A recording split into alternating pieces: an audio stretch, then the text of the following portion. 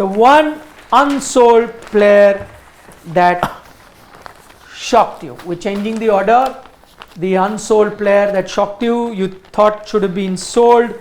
We could start with Siddharth, then Shashwat, me. Can I take some names or we're all good? No, but they may. I'll ask you to give some name when you're No, I'm just saying. Just do you need name suggestions? do you need name suggestions? I have a fair list of it, but I just wanted one confirmation. Phil Salt went to DC, right? No, unsold. no, unsold. Okay, then because of that, he is my shock.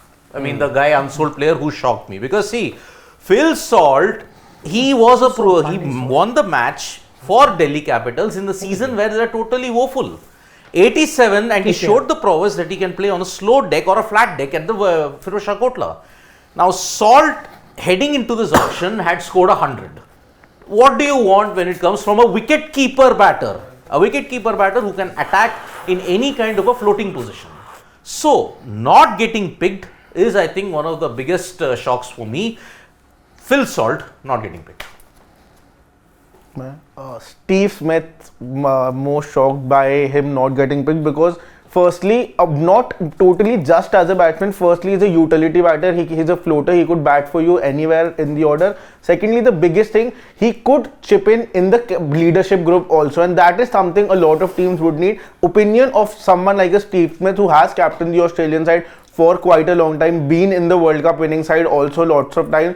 He's not someone whom you drop and he would be sulking somewhere outside. He would give his 100% for the team, do everything the team would require. So someone like a Steve Smith, if would have gone in any team, would have definitely added a lot of value in a lot of ways to the side. So Steve Smith is a shock that I am a little shocked about. Okay, Harshit, your turn.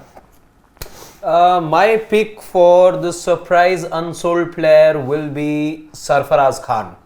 I would have named Phil Salt, but since Siddharth's already made, I just want to make a case for Sarfaraz Khan.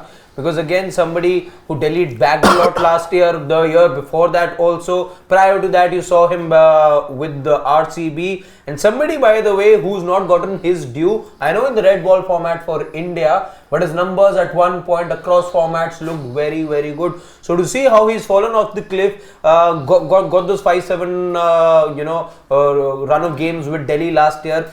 Wasn't retained, and now nobody to take him. It surprises because you're looking at wicketkeeper batters, that too Indian, somebody who has and started his career with that reputation of being a finisher and somebody who could smack it big. For him to not be picked, it sort of surprises me a bit. My surprise unsold player is Hanuma Vihari, who didn't. He's joking. He went unsold.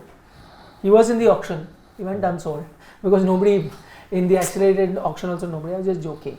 But I am going to see, there could have been batsmen that I could have picked, Steve Smith or English, Rassie van der Dussen, there are a few, Phil Salt and so on and so forth. But I think because batters may not get a chance, teams were already full with batters. Same with spinners, I'm not picking like Adil and all because spinners you're trying to fill Indian spinners, so there's no spot for a overseas player. The one area where you were definitely looking to fill was overseas fast bowlers.